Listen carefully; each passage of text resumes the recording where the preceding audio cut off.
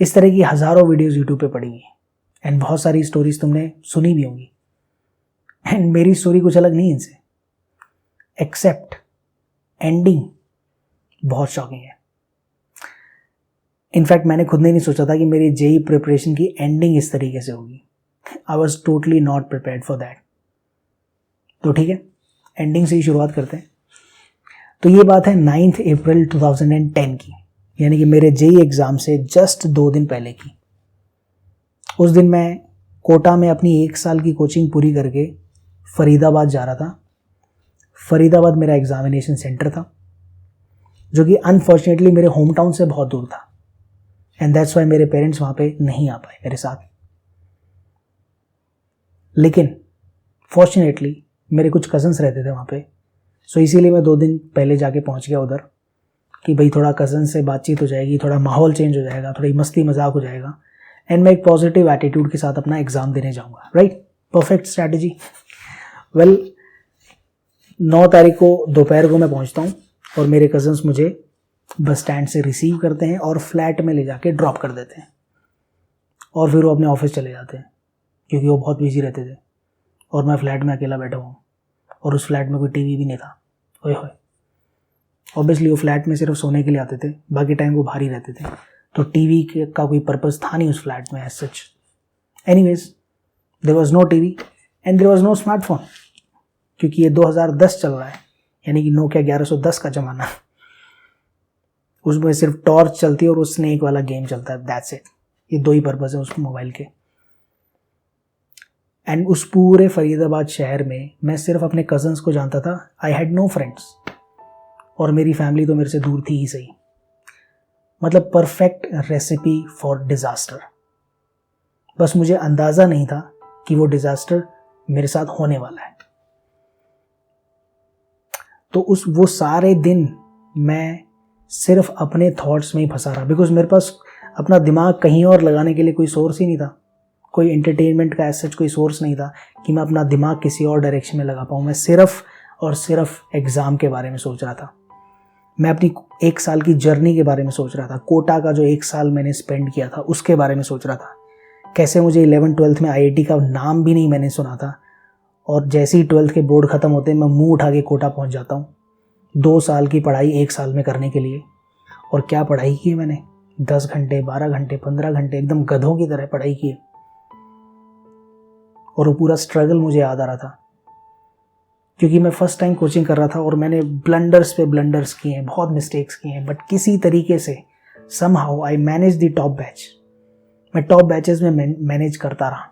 हालांकि मैं ये नहीं बोल रहा हूँ कि बहुत ब्रिलियंटली परफॉर्म कर रहा था, बट मैं उतना परफॉर्म ज़रूर कर रहा था कि मेरे पास एक होप थी। जितने मेरे मार्क्स आते थे, जिस तरीके से मेरे मार्क्स आते थे, मेरे पास एक रे ऑफ होप थी कि शायद अगर सब कुछ सही चला तो मैं एग्ज़ाम क्रैक कर दूंगा। हालांकि मैं डेंजर जोन में भी था। अगर 5% भी चीज़ें गड़बड़ चली जाती हैं तो मेरा एग्ज़ाम क्लियर नहीं होगा। तो ये स्टेटस था मेरा। और जब आपका इस तरह का स्टेटस होता है ना, तब आप दोनों तरह की बातें सोच रहे होते हैं। और मैं भी पढ़ा 9 तारीख की रात को मैं अकेला उधर पढ़ा यही सोच रहा था कि एग्ज़ाम हो जाएगा तो क्या होगा, एग्ज़ाम नहीं होगा तो क्या होगा, ये हो गया तो क्या हो गया, वो हो गया तो क्या हो गया। कभी मैं सोच रहा हूँ कि मेरा एग्ज़ाम में सिलेक्शन हो गया है, मेरे घर पे खुशियाँ मन रही हैं, सेलिब्रेशंस हो रहे हैं, वो ढोल नगाड़े मेरे दिमाग में बज रहे हैं। और फिर अगले ही मोमेंट में सोच रहा हूँ कि मेरा सिलेक्शन नहीं हुआ और जूतों की आवाज़ें मेरे दिमाग में बज रही हैं। दोनों तरह के थॉट्स। मुझे वो मोमेंट भी याद आ रहा था उस टाइम पे कि जब मैं कोटा में नया मतलब पहुंचा ही था और किसी ने 500 रुपये चुरा लिए थे मेरे, और मैं पता नहीं कितने दिनों तक मैंने मातम बनाया था उसका। कई दिनों तक मैंने चाय बंद कर दी थी उनको कंपनसेट करने के लिए। ऐसी छोटी छोटी बातें भी याद आ रही थी। किस तरीके से मैंने साल भर कोई नोट्स नहीं बनाए और एग्ज़ाम के 15 दिन पहले मैं ज़ेरोक्स की दुकान की जो चक्कर काटे हैं मैंने, उधर घंटों घंटों खड़ा रहा हूँ मैं। कभी फिजिक्स की किताब लेके, कभी केमिस्ट्री की किताब लेके, कभी कौन सी किताब लेके। वो सब चीज़ें याद आ रही थी मुझे। और मैं अपनी इमेजिनेशन के घोड़े दौड़ाए जा रहा हूँ, रात भर दौड़ाए जा रहा हूँ और कोई लगाम लगाने वाला नहीं था वहाँ पे। और उस रात मैं सोया ही नहीं।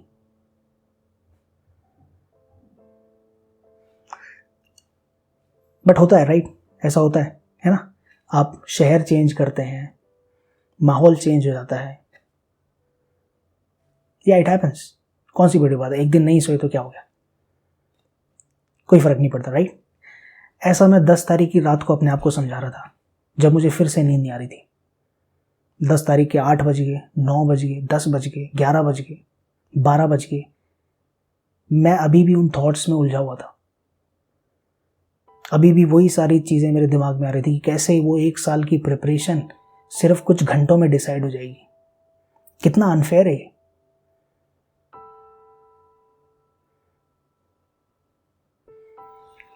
एंड 12 बजे तक ये चलता रहा, 12 बजे तक मैं सोचता रहा, थॉट्स में उलझा रहा। एंड 12 से जैसी 12:15 हुई, कुछ मैजिकल होता है, राइट। रात के 12 बजे से जैसे ही घड़ी आगे जाती है कुछ मैजिकल होता है। और वो मैजिकल पता है क्या चीज़ होती है? वो मैजिकल चीज़ होती है टेंशन। क्योंकि जब 12 बजे से पहले का टाइम चल रहा होता है ना, ऐसा लगता है कि यार अभी तो सारी रात पड़ी है। और जैसे ही 12 से आगे घड़ी जाती है, अब लगता है कि यार नया दिन शुरू हो गया, ओए होए आज तो 11 तारीख आ गई, अब तो 8 घंटे में एग्ज़ाम मेरा हो जाएगा। मेरे दिमाग में ये चीज़ें आने लगी। जैसे ही 12:30 के आसपास का टाइम हुआ, मेरा दिमाग लिटरली मुझे गालियाँ दे रहा था कि तू बेवकूफ़ है, अभी सुबह तेरा एग्ज़ाम है, 8 घंटे बाद तेरा एग्ज़ाम है और तू अभी तक सोया भी नहीं। मतलब तेरे टीचर्स ने कितनी बार तेरे को बोला कि एग्ज़ाम से एक दिन पहले सोना बहुत ज़रूरी है, रिलैक्स्ड होना ज़रूरी है, माइंड फ्रेश होना ज़रूरी है, और तूने अपने माइंड में इतना कचरा भर लिया है। तो कैसे आईआईटी एग्ज़ाम देगा? इतने फ्रेश क्वेश्चंस आते हैं आईआईटी के एग्ज़ाम में। तेरे को ये लगता है कि तू इस माइंडसेट के साथ एक भी क्वेश्चन सॉल्व कर पाएगा? और तू 500 रुपये के लिए 2 दिन तक रोया था, अभी तूने 4 लाख रुपए जो वेस्ट कर दिए अपने पेरेंट्स के लिए, उसके लिए कितने दिन रोएगा? जिंदगी भर। इस तरह के थॉट्स मेरे दिमाग में आ रहे थे। मेरा दिमाग लिटरली मेरे को झाड़ रहा था, और लेकिन किसी तरीके से मैं उसको नेग्लेक्ट करने की कोशिश कर रहा था। जैसे वो 3 इडियट्स में था ना, दिमाग को मामू बना के रखो, सॉरी दिल को मामू बना के रखो। और मैं इसी तरीके से कर रहा था। मैं उधर बेड पे लेटा हुआ हूँ और काउंटिंग चालू कर रखी, 100, 99, 98, 97, 96। और मैंने घड़ी देखना बंद कर दिया। 12 बजे के बाद मैं घड़ी नहीं देख रहा हूँ, मुझे नहीं पता कितना टाइम हो चुका है। कभी मैं सांस गिन रहा हूँ, कभी हार्ट बीट गिन रहा हूँ, लगा हुआ हूँ बस। और मेरे कज़न एक्चुअली मेरे साथ में ही लेटा हुआ था दूसरे बेड पे।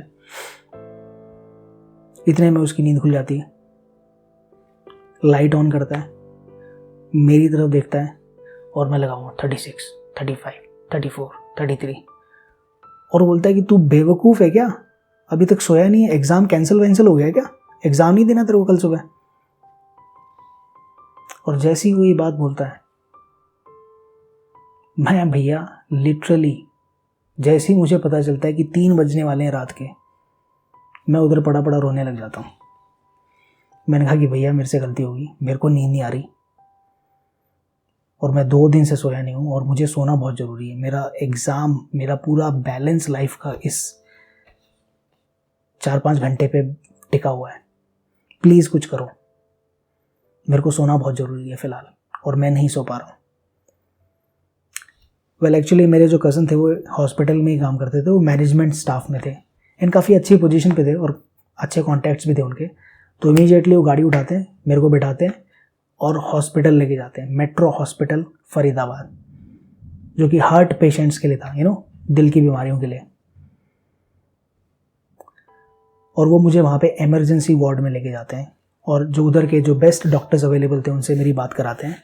और मैं उनके सामने गिड़गिड़ा रहा हूँ कि सर मेरा कल बहुत इंपॉर्टेंट एग्ज़ाम है, मेरे को सोना बहुत ज़रूरी है, प्लीज़, ये मेरी लाइफ का सबसे इंपॉर्टेंट एग्ज़ाम है, मैं सोया नहीं हूँ 2 दिनों से मैं सोया नहीं हूँ, और मुझे सोना है 3-4 घंटे ही सोना है मुझे, बस सारा दिन नहीं सोना है, क्योंकि कल सुबह मेरा एग्ज़ाम है। तो आप ऐसी कोई शॉर्ट टर्म मेडिसिन अगर आपके पास है 2-3 घंटे के लिए, तो आप ऐसी कोई टैबलेट्स वगैरह मुझे दे सकते हैं क्या सोने के लिए। और वो डॉक्टर भी सोच रहे होंगे कि यार इतने सारे हार्ट पेशेंट्स इस हॉस्पिटल में पड़े हुए हैं, लेकिन सबसे कमज़ोर दिल तेरा ही है, कमाल है। बट फॉर्चुनेटली वो कुछ टैबलेट्स देते हैं मुझे, और 15 मिनट के अंदर मैं मस्त सो जाता हूँ, चिल एकदम, हॉस्पिटल वाले बेड पे। तो मैं अपने आईआईटी के एग्ज़ाम से 1 रात पहले मेट्रो हॉस्पिटल फरीदाबाद के इमरजेंसी वार्ड में था, और मुझे कुछ नहीं हुआ था। कुछ भी नहीं हुआ था लिटरली। उधर मेरे बगल वाले बेड पे इतनी क्रिटिकल कंडीशन में पेशेंट्स थे, वो भी मेरे को देख रहे होंगे तो उनको मजाक लग रहा होगा कि आई मीन सीरियसली। और ये ऐसा तभी होता है जब आप एग्ज़ाम को इतना बड़ा बना देते हैं, अपनी लाइफ से ज़्यादा बड़ा बना देते हैं, तो इस तरह की सिचुएशन होती है। बट एनीवेज, मुझे 7 बजे सुबह उठाया गया, समझ रहे हो, उठाया गया ज़बरदस्ती। एंड मैं अपने फ्लैट पे वापस जाता हूँ, नहाना धोना खाना पीना। 9 बजे मेरा एग्ज़ाम स्टार्ट होना था, मैं पहुँच जाता हूँ वहाँ पे। और सुबह का जो माहौल होता है ना, उसमें यार कुछ बात होती है, एक फ्रेशनेस होती है, एक अलग सी वाइब होती है, राइट। कि आप चाहे भले ही 1 घंटे सोए हों या 2 घंटे सोए हों, आपको नींद आती नहीं। और मेरे साथ भी यही हुआ। मैं जब 9 बजे पहुंचा, 9 से 12 मेरा पहला पेपर था, और मुझे 1 सेकंड के लिए भी नींद नहीं आई, एक फ्रैक्शन ऑफ सेकंड के लिए भी नींद नहीं आई। और मैंने बेस्ट फोड़ दिया, मतलब पेपर 1 मैंने फोड़ दिया। 100+ मेरे मार्क्स आए होंगे उस पेपर में, जो कि IIT के स्टैंडर्ड्स के हिसाब से या मेरे पर्सनल जो स्टैंडर्ड्स थे 1 साल से, उससे काफ़ी ज़्यादा अच्छा था। ऑल्दो पेपर 1 ईजी भी आया था, but still it does not matter, marks तो मैंने गेन किए थे ना उसमें। मैं बहुत खुशी से बाहर निकला, मैंने कहा थैंक गॉड यार, ये चीज़ इफ़ेक्ट नहीं हुई मेरे को एटलीस्ट। और मैं 12 बजे के आसपास निकलता हूँ वहाँ से, सीधा हम लोग रेस्टोरेंट जाते हैं कज़न के साथ, मैं और कज़न बढ़िया खाना खाते हैं। और 2 बजे से लेके 5 बजे तक मेरा सेकंड एग्ज़ाम होना था, सेकंड पेपर। और मैं 2 बजे के आसपास पहुँच जाता हूँ एग्ज़ामिनेशन हॉल में। ओके, तब तक दोपहर काफ़ी ज़्यादा चढ़ चुकी है, गर्मी बढ़ चुकी है। और दोपहर के माहौल में भी कुछ एक अलग तरह की वाइब होती है, चाहे आप कितना भी क्यों ना सोए हो दिन भर, दोपहर को नींद आई जाती है ना। और मैं तो 2 दिन से सोया नहीं था, और कुछ घंटे पहले मैंने नींद की गोलियां भी ली थी। तो मैं पेपर 2 में सो गया लिटरली।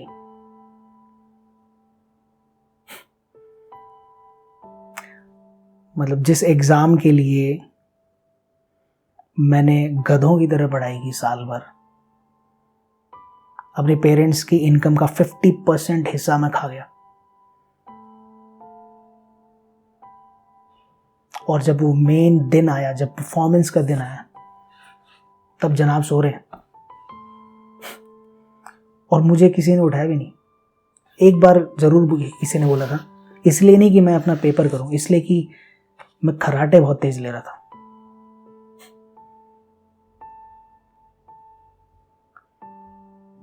मुझे नहीं पता उस पेपर में मेरे कितने मार्क्स आए थे। इनफैक्ट मुझे नहीं पता कि मेरे IIT के एग्ज़ाम में कितने मार्क्स आए थे।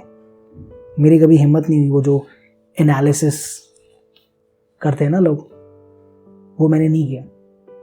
इतना मुझे मालूम था कि मेरा सिलेक्शन नहीं होगा, और वो नहीं हुआ, because paper 2 was a disaster. मैंने हार्डली 5-6 क्वेश्चन अटैम्प्ट किए होंगे, और पूरे पेपर मेरे को नींद आती रही, मैं सोता रहा, कभी आंखें खुल रही हैं, कभी सो रहा हूँ मैं, पूरे पेपर में ऐसा ही रहा।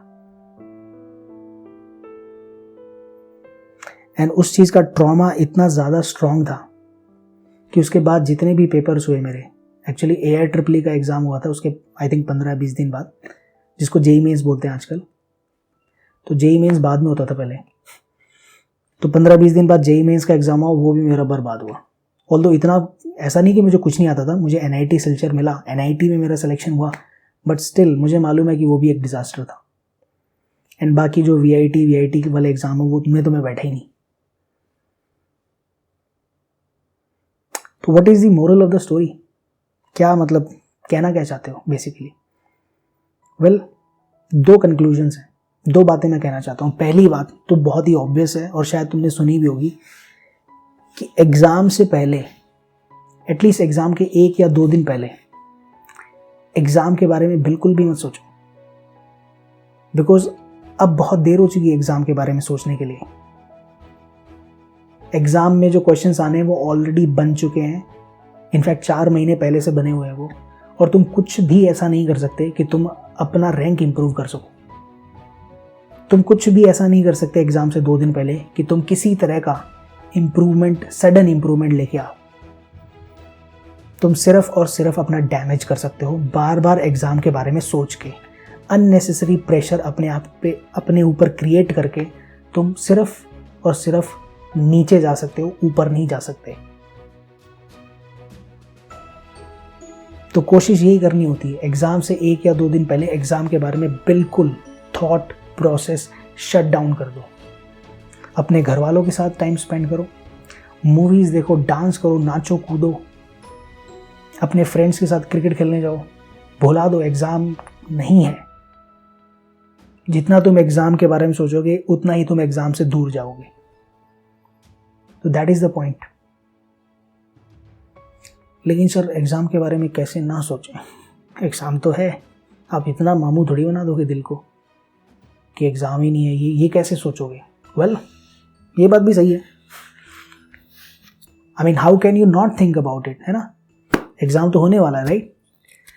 तो जब भी एग्ज़ाम के बारे में तुम्हारे दिमाग में थॉट आए एग्ज़ाम से एक दिन पहले,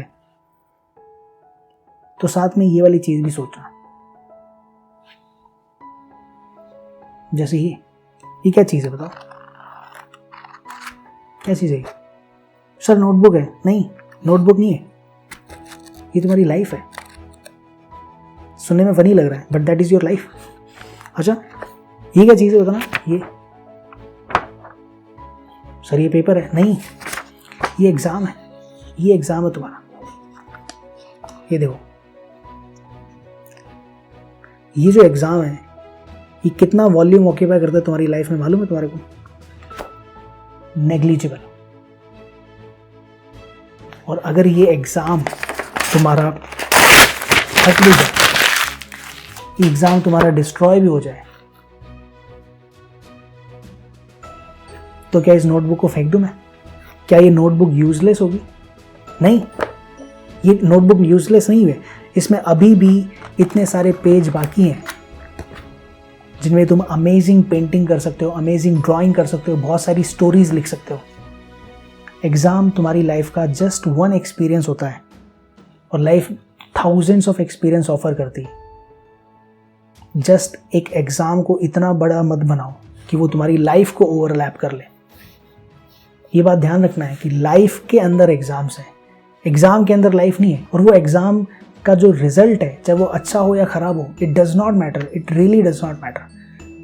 जैसे मैं कई सालों तक शौक में रहा था मेरा एग्ज़ाम बर्बाद होने के चक्कर में, लेकिन आज मैं अगर उस इंसिडेंट को देखता हूँ तो मुझे कोई रिग्रेट्स नहीं है, बिकॉज मैं अल्टीमेटली टीचर ही बना ना, मैं इंजीनियर थोड़ी बना। भाई IIT का एग्ज़ाम तो इंजीनियरिंग के लिए होता है ना, तो मैं कहाँ इंजीनियर हूँ, मैं तो एक टीचर हूँ। एंड मैं अपने आप को ग्रेटफुल मानता हूँ, मैं अपने आप को लकी मानता हूँ कि मेरे साथ वो एक्सपीरियंस हुआ, बिकॉज उस एक्सपीरियंस की वजह से I think I am a better teacher. मेरे साथ जो हुआ सो हुआ, अलग बात है, लेकिन मैं अब 500 लोगों को या जितने भी लोग ये वीडियो देखने वाले हैं उनको मैं बता सकता हूँ कि how to deal with this situation.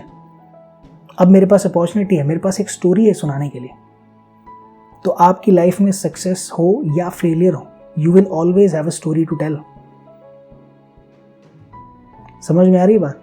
I hope कि तुम्हारे को कुछ सीखने को मिला हुआ इस मेरी पर्सनल स्टोरी से, एंड आई होप कि कुछ दिमाग में घुसा होगा तुम्हारे, एंड कुछ तुम्हारा प्रेशर रिलीव होगा। अगर 10% भी तुम्हारा प्रेशर रिलीव होता है एग्ज़ाम को लेके, तो आई थिंक मेरा यहाँ पे पर्पस पूरा हो जाता है। Thank you very much.